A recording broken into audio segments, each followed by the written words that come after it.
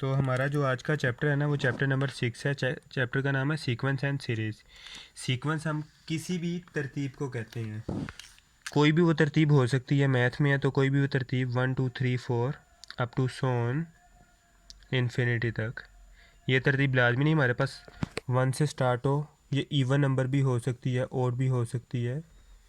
बस ये है कि हमारे पास ये तरतीब होगी कोई ना कोई। हमारे पास किसी भी नंबर जो एक ख़ास ऑर्डर में और एक तरतीब से चाह रहे हो वो हमारे पास क्या कहलाती हैं? सीक्वेंस कहलाती हैं। चलें यहाँ हम एक्सरसाइज नंबर 6.1 स्टार्ट करते हैं। इसके हमारे पास जो हम टोटल कोर्स करेंगे ALP के मुताबिक करेंगे। ALP जो हमारे पास है वो सिर्फ इसी पेंडेमिक के दौरान का है, उसके अलावा बाद के लिए ये वैलिड हो या ना हो, हम अभी के हिसाब से फ़िलहाल ALP के मुताबिक ही इसे फॉलो कर रहे हैं। बाकी अगर बाद में ये नहीं रहता ALP तो हम उसके लिए अलग से कर लेंगे वर्क। हमारा जो पहला सवाल है वो है an is equal to 2n-3, जबकि वो हमें क्वेश्चन नंबर 1 में कह रहा है कि right the first 4 term of the following sequence. मतलब हमें एक सीक्वेंस या एक तरतीब दी गई है, उसकी क्या निकालो? Right first 4 terms. मतलब कि जो उसके पहले 4 नंबर होंगे ना, कोई भी, वो हमें बताओ कि यहाँ तक बनते हैं पहले 4 नंबर। इसी तरह इसके पहले 4 नंबर ये बनते हैं, इसके पहले 4 नंबर ये। तो कोई एक हमें तरतीब दे दी गई है जिसका जनरल फार्मूला क्या है? an is equal to 2n-3। अब उस जनरल फार्मूला में हमने बारी बारी n की चारों वैल्यू लगा के 1 2 3 4 चारों टर्म्स हमने चेक करनी है। Put n is equal to 1 2 3 and 4। जब n की वैल्यू 1 पुट करेंगे ना n की जगह, तो हमारे पास फर्स्ट टर्म आ जाएगी, क्योंकि ये हमारे पास A1 आ गया है। यहाँ पे 2 पुट कर हो गया।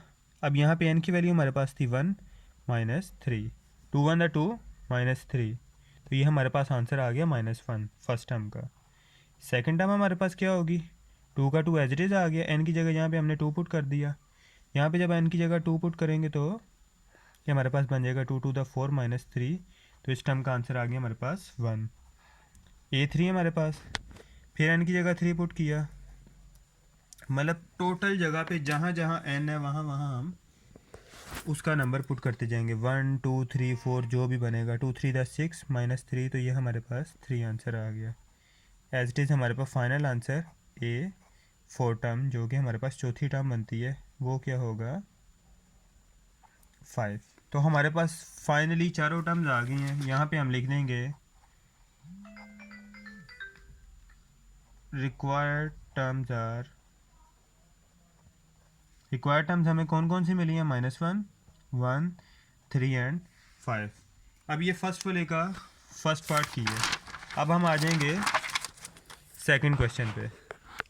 मतलब क्वेश्चन नंबर 1 नहीं है, लेकिन इसका पार्ट हम सेकंड कर रहे हैं। इसकी वैल्यू है an इज इक्वल टू -1 की पावर n और n का स्क्वायर। अब ये हमारे पास इसका जनरल फार्मूला है। अब जनरल फार्मूला से हमने इसकी वैल्यू निकालनी है। अब यहाँ पे सिर्फ हमने सेम वही काम करना है। Put n is equal to 1 2 3 and 4। तो जब n की जगह 1 पुट करेंगे तो ये हमारे पास A1 बन जाएगा, यानी कि फर्स्ट टर्म। यहाँ पे जब हमने n पुट करना है तो हमारे पास ये सवाल सोल्व होना, -1 की पावर 1 -1, 1 का स्क्वायर 1, -1 1 था -1। अब ये हमारे पास सेकेंड वैल्यू पुट करेंगे, n इज इक्वल टू 2। अब ये हमारे पास, अब यहाँ पे हमने -1 का स्क्वायर +1 क्यों लिखा है, इसके बारे में थोड़ा सा साइड पे डिस्कस कर लेते हैं। -1 के स्क्वायर का मतलब है 2 -1 आपस में मल्टीप्लाई हो रहे हैं, 1 1 दा 1 माइनस माइनस प्लस। अब जब भी कोई इवन नंबर आपस में मल्टीप्लाई होंगे, जब भी कोई इवन जो होंगे, मतलब कि 2 नंबर हमारे पास मल्टीप्लाई हो रहे हैं लेकिन उनकी पावर इवन है, तो हमारे पास उसका आंसर पॉजिटिव में आ जाएगा। ऊपर -1 की पावर 1 की थी लेकिन उसका आंसर हमारे पास -1 ही आया था, जबकि -1 की पावर 2 की है तो आंसर हमारे पास +1 में है। क्यों? क्योंकि हमारे पास ये पावर इवन थी। इवन का मतलब है दो सेम माइनस नंबर मल्टीप्लाई हो रहे हैं, माइनस माइनस प्लस हो जाएगा। जबकि ऑड की फॉर्म में दोनों की पावर दो नहीं, मतलब कि तीन मल्टीप्लाई होंगे या फिर एक मल्टीप्लाई होगा, या पाँच या सात या नौ जो भी होंगे वो इवन फॉर्म में नहीं होंगे, ऑड फॉर्म में होंगे, तो आंसर हमारे पास नेगेटिव में आएगा। जैसे कि हम थर्ड टर्म में देखते हैं A3, जब अब यहाँ पे -1 का क्यूब है, मतलब कि तीन -1 आपस में मल्टीप्लाई हो रही हैं, तो आंसर हमारे पास -1 आएगा। वन वन दा वन, वन वन दा वन, लेकिन माइनस माइनस प्लस तो हो गया, लेकिन तीसरा माइनस है, इसीलिए एज इट इज़ हमारे पास -1 है। तो सिंपल फॉर्मूला बताया गया है कि अगर तो माइनस की वाली कोई भी वैल्यू हो, उसकी पावर इवन में हो तो आंसर पॉजिटिव में आएगा, अगर पावर उसकी ओड हो, मीन ताक हो, तो आंसर नेगेटिव में आएगा। -1 9 था -9। अब फोर्थ टर्म हमारे पास रह गई है। फोर्थ टर्म भी हमारे पास कोई ज़्यादा इसमें मुश्किल बात नहीं रही। Same n is equal to 1 2 3 4, बारी बारी n में चारों की वैल्यूज़ पुट करेंगे। 1 पुट करेंगे तो सब जगह A1, 2 पुट करेंगे A2, 3 पुट करेंगे A3 और 4 पुट करेंगे तो हमारे पास A4। अब फिर से -1 की पावर चूँकि इवन नंबर थी तो आंसर हमारे पास पॉजिटिव में आ गया। 4 स्क्वायर 16, 116 द 16। तो रिक्वायर्ड टर्म्स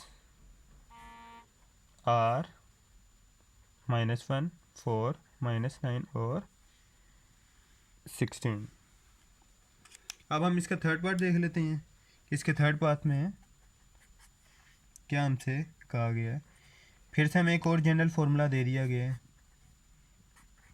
अगर देखा जाए तो इस और ऊपर वाले के फार्मूले में कुछ ज़्यादा फ़र्क नहीं है, फर्स्ट चीज़ इसमें सेम ही है, लेकिन जो सेकंड है इसमें n² है और इसमें 2n-3 है।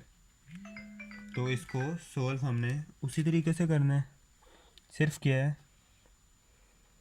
Put n is equal to 1 2 3 4। तो ये सारे सवाल सेम मेथड से हैं, लेकिन एक ही दफ़ा डिस्कशन कर लेंगे ताकि बाद में किसी किस्म का मसला ना रहे, ना ही कोई पूछने की गुंजाइश रहे। n की मैं 1 पुट की तो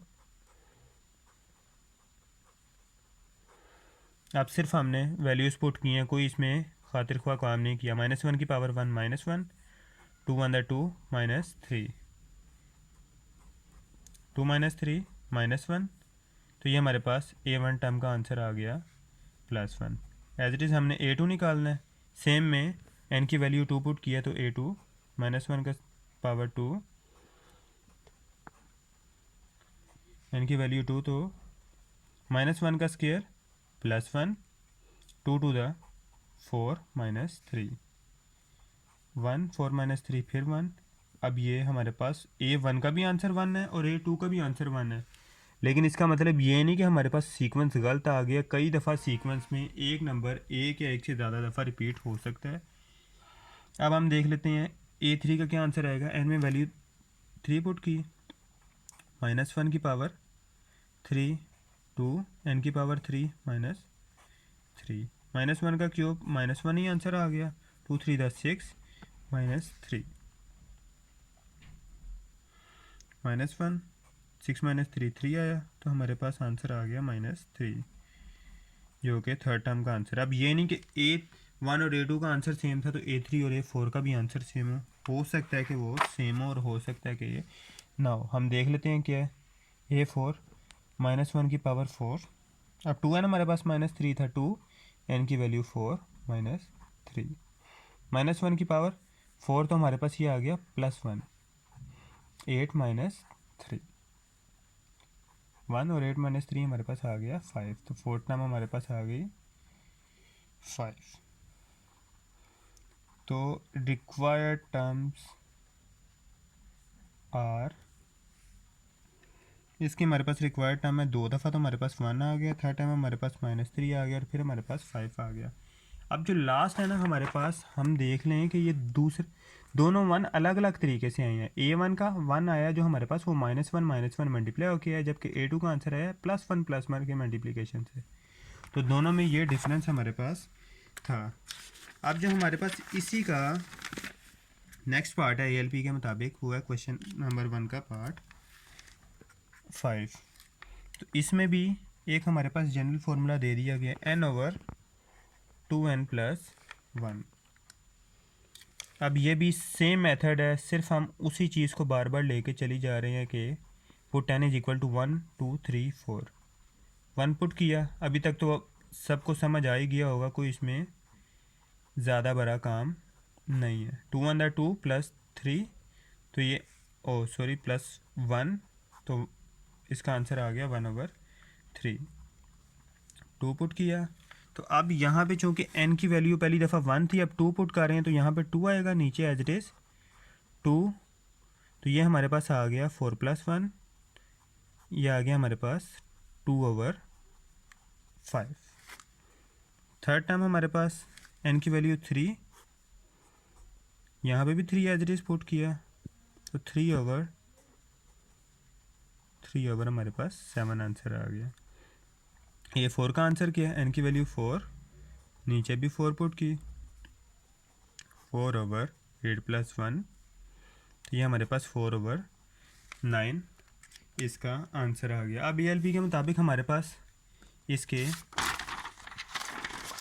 3 पार्ट रहते हैं, जो खाली क्वेश्चन नंबर 1 है वो कौन से हैं। अभी तक हमने इसका जो 5 है डिस्कस कर ली है, अब डिस्कशन करते हैं इसके पार्ट 6 की। an is equal to 1/2n, ये अभी तक का सबसे आसान सवाल हो गया, क्योंकि इसमें सिर्फ एक n आया, तो हमारे लिए सॉल्व करना जितने n कम होंगे उतना आसान हो जाएगा। Put n is equal to 1 2 3 4, n is equal to 1, so यहाँ पे 1 आ गया, तो 2 की पावर 1 2 ही होता है, तो a1 का आंसर आ गया 1/2। अब हमारे पास a2 हमने निकालना है, 2 की पावर 2 पुट करेंगे तो 2 का स्क्वायर हमारे पास 4 आ जाएगा। a2 भी हमारे पास आ गया। a3 क्या है, n की पावर 3 पुट कर देंगे तो हमारे पास 2 का क्यूब 8 आ गया। और a की 4 हमारे पास क्या है, 2 की पावर 4 पुट कर देंगे तो हमारे पास 2 की पावर 4 आ जाएगा 16। ये हमारे पास फिर से रिक्वायर्ड टर्म्स आर 1/2, 1/4, 1/8 और 1/16। जो हमारे पास 7th पार्ट है ये थोड़ा सा डिफरेंट है पिछले पार्ट से। जो 7th पार्ट की स्टेटमेंट है ना, वो है an is equal to an - 1 plus n plus 2, जबकि a1 हमें दिया गया है 2, क्वेश्चन में ही हमें a1 बता दिया गया। हालांकि क्वेश्चन नंबर 1 में हमें स्पेशली कहा गया था कि 4 टर्म्स निकालो, लेकिन एक हमें बता दी गई है। लेकिन इसमें थोड़ा डिफरेंस ये है, शुरू में आता था हमें an और दूसरी तरफ सिर्फ n दिए गए होते थे, जबकि इसमें दूसरी तरफ भी an दिया गया, मतलब एक ही सवाल में 2 दफ़ा an, तो थोड़ा सा इसीलिए उन्होंने a1 की वैल्यू बता दी है। अब इसमें हम लास्ट वालों में हम 1 तब पुट करते थे जब हमें a1 निकालना होता था। चूँकि अब हमें a1 नहीं निकालना, तो हम 1 पुट नहीं करेंगे, सिर्फ क्या पुट करेंगे, put n is equal to 2 3 and 4। अब अगर हम यहाँ पे 2 पुट करें तो ये 2 आ जाएगा, जबकि ये क्या बनेगा, a is equal to 2 - 1 plus n की वैल्यू 2 प्लस 2, a2 - 1 a1 बन गया, प्लस 2 प्लस 2 a2। अब a1 की हमें वैल्यू पता है, हमें सवाल में ही दी गई थी। यहाँ पे हम लिख देंगे put a1 is equal to 2, तो यहाँ पे जब a1 की वैल्यू 2 पुट करेंगे तो हमारे पास a2 का आंसर आ जाएगा 6। यहाँ तक कोई इतना इसमें खातिर ख्वाह काम नहीं हुआ। इसे इक्वेशन नंबर 1 का नाम दे लेंगे। एज इट इज़ अब हमने इसमें 3 पुट करना है। जब इसमें 3 पुट करेंगे तो ये 3 - 1 प्लस 3 प्लस 2, ये 3 - 1 a2 हो जाएगा, प्लस 3 प्लस 2 हमारे पास क्या हो गया 5। a2 की वैल्यू हमें पता है क्या है 6 प्लस 5, तो ये 3 की वैल्यू हमारे पास आ गई 11। a3 की वैल्यू हमारे पास 11 आ गई। अब सिंपल हमारे पास n is equal to 4 put करने वाला रह गया, पुट कर देते हैं। जब हम पुट करेंगे 4, तो ये क्या हो जाएगा 4 - 1 प्लस 4 प्लस 2। सिर्फ हमने इस इक्वेशन में n की वैल्यू 4 पुट की है, कोई इसमें इजाफा नहीं किया, ये 4 - 1 है, n की वैल्यू 4 और ये +2 एज यूजुअल हमें दिया गया था A4।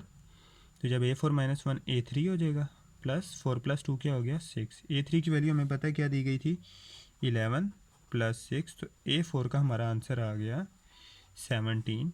अब सिर्फ हमने ये बताना है कि रिक्वायर्ड टर्म्स हमारे पास क्या आई हैं। रिक्वायर्ड टर्म्स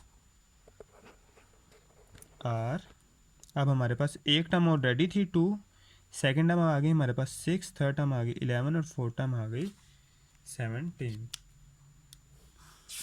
अभी इस क्वेश्चन नंबर 1 का लास्ट पार्ट डिस्कस करते हैं, बाकी हम जो दूसरी वीडियोज़ है उसमें डिस्कशन कर लेंगे, क्योंकि वीडियो 15 मिनट के आसपास पहुंच चुकी है।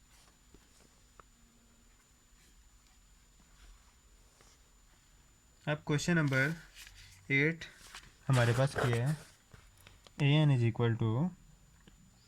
n an - 1, जबकि a1 हमारे पास क्या दिया गया है 1। अब जो इस तरह की लिमिटेड या लिमिटेशन वाले क्वेश्चन है ना, उसमें क्या हमारे पास एक लिमिट दे दी गई है कि A1 1 है। अगर हम खुद निकालने की कोशिश करेंगे हमारा शायद वो आंसर ना आए, क्योंकि अगर यहाँ पे n = 1 पुट करो और a n की जगह 1 पुट करो तो 1 - 1 हो जाएगा, ये 0 और ये 1, 0 बनता तो 0 होता है। तो इसीलिए इस तरह की लिमिट्स वाले क्वेश्चन में हम लोगों ने ज़्यादा छेड़छाड़ नहीं करनी, जो चीज़ हमारे पास दी गई है उसको वही पुट करना और बाकी चीज़ों से काम करना है। अब फिर दोबारा an हमारे पास दे दिया गया, दो an 1 है, तो हम A2 से ही स्टार्ट करेंगे। जब A2 चाहिए तो सिर्फ हमने पुट क्या करना है, n = 2, 3 एंड 4। यहाँ पे 2 पुट किया तो ये 2 आ गया, ये हमारे पास n की जगह 2 - 1। अब A2 - 1 A1 आ गया, तो A1 की वैल्यू हमें पता है, पुट A1 = 1, A2 = 2, A1 की वैल्यू थी 1 तो 2 1 2, A2 भी हमारे पास क्या आ गया 2। अब A3 चाहिए, जब हमने यहाँ पे 3 पुट किया तो हमारे पास आ गया 3, A2 - 1, 3 -1 था सॉरी, तो ये हमारे पास आ गया 3A2। A2 की वैल्यू अब हमें कुछ देर पहले ही आई है, वो क्या थी 2, तो हमारे पास इसकी वैल्यू क्या आ गई 6। अब सिर्फ हमें लास्ट A4 चाहिए। जब A4 यहाँ पे पुट करेंगे तो 4 A3 आ गया। A3 की वैल्यू अभी हमें कुछ देर पहले ही अभी हमने निकाली है कि वो 3 6, तो 4 6 था 24, ये थी हमारी चौथी term. Required terms are 1 2 6 and 24। तो ये हमारे सारे पार्ट्स अभी तक के क्वेश्चन नंबर 1 के डिस्कस हो गए ALP के मुताबिक। बाकी नेक्स्ट वीडियो में कवर करते हैं।